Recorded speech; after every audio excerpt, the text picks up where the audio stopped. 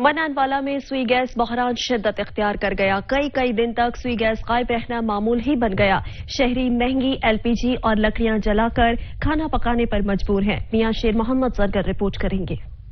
ماناوالا میں بھی سوئی گیس بحران شدت اختیار کر گیا. ماناوالا شہری کئی دن تک سوئی گیس سے محروم. شہری مہنگی LPG اور لکڑیاں کے ذریعے کھانا پکانے پر مجبور، جس کے بعد خواتین شدید پریشانی کا شکار. صبح شام دوپہر تینوں وقت کھانا پکانے کے لیے سوئی گیس دستیاب نہیں. اگر قسمت سے کبھی گیس مل بھی جائے تو پریشر اتنا کم کے بس نام کا ہی گیس آئے، جس کے بعد شہری 3 وقت کا کھانا کھانے سے بھی محروم ہو گئے. جو ہے گیس کی بندش بہت زیادہ ہوتی ہے. ہم صبح کو جب اٹھتے ہیں بچوں کے لیے ناشتہ بنانے کے لیے تو گیس نہیں ہوتا بالکل بھی.